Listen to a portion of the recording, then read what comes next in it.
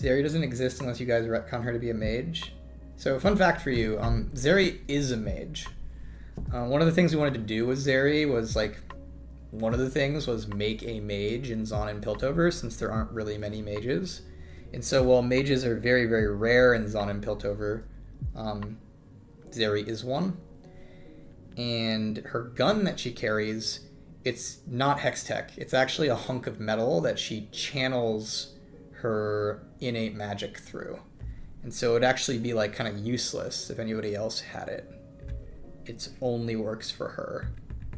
So yeah, so if you're wondering like what's up with ZERI, it would not require retconning her to be a mage, because she quite literally is a mage and does not use hex tech.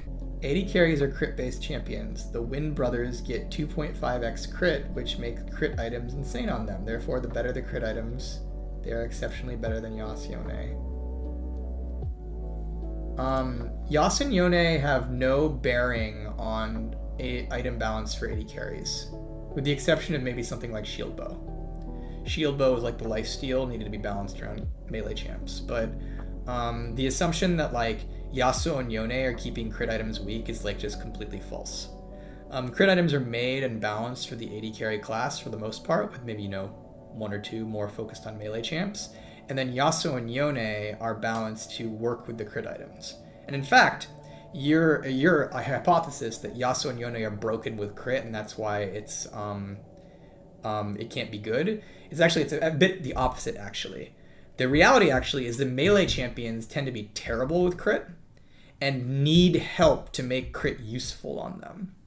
And so the reason Yasuo and Yone have these passives that say, hey, when you get crit, you double it, is to make crit viable stats on them. Because without those passives, they wouldn't be able to build crit.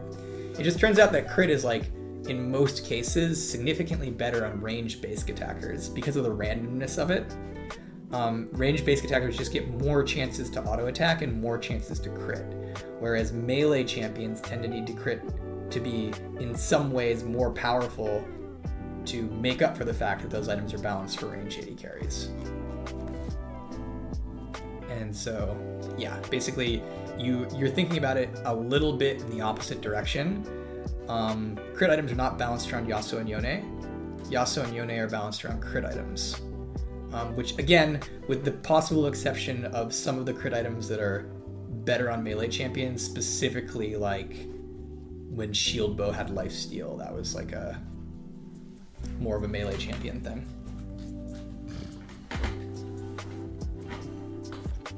And Yasuo and Yone's passives are there to make crit viable on them. And so if you're like, why don't you make these passives worse? It's like, well, those passives need to be powerful to make crit a viable option for them. Yeah. Man, I really want to drink this.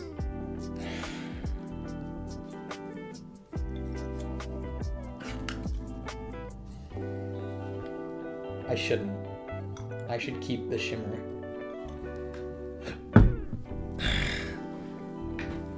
Hey, Dragomaster.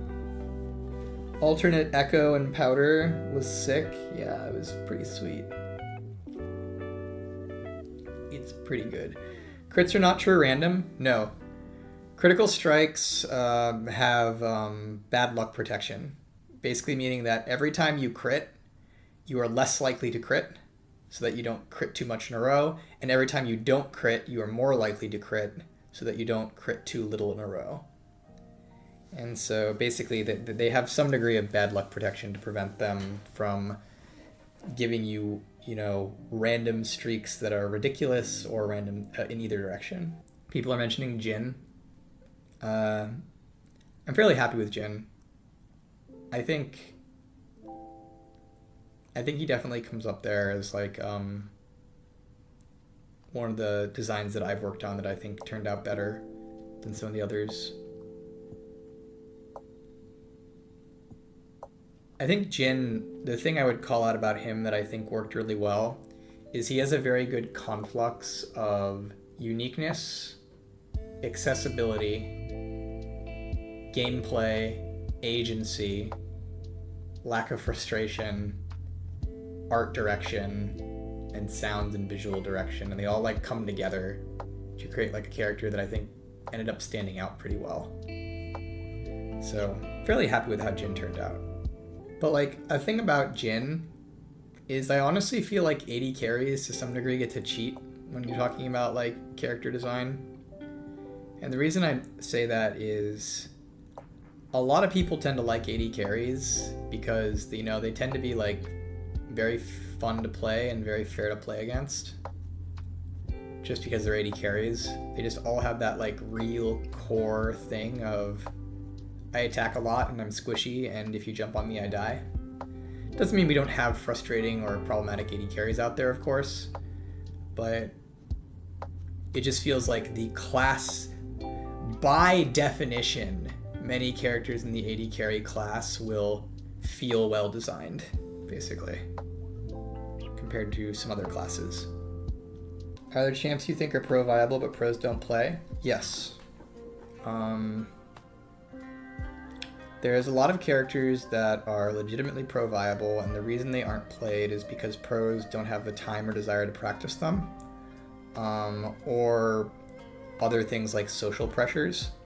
So here's one of the really rough things about pro play.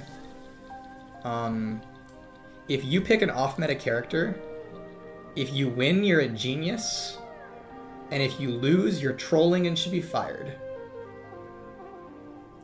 And so what that creates is the only teams that are allowed to innovate are either the really, really, really good teams who are so far above everybody else that they can pick champions that are weird and be likely to win on them, or teams that are so behind everybody else that it wouldn't matter if they picked meta because they were going to lose anyways, and so they can innovate.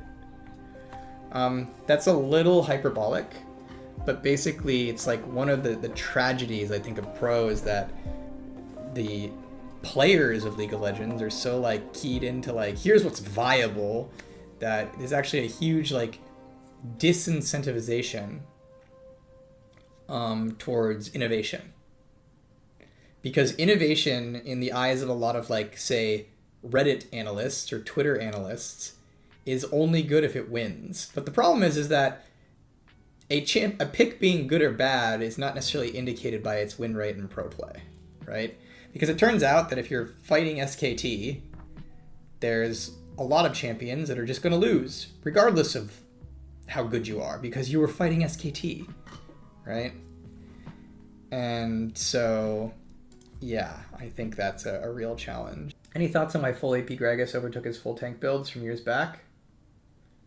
Oftentimes when you see a difference between a damage bruiser who indexes into burst and a bruiser who indexes into defense, one of the things that can happen is one of those strategies might not be functional.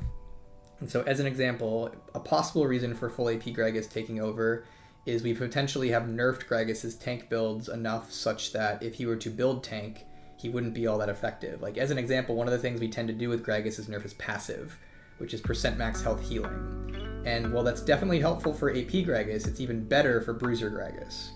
And so when you nerf a character's ability to, you know, roll the fight and be present in the fight through bruiser patterns, one of the things they'll start defaulting to is aggressive patterns that one-shot you. Also, it's just worth noting that Gragas gets a lot of defense and survivability just from being an AP character, though. Like his W, I think, literally has an AP DR scaling on it, as an example.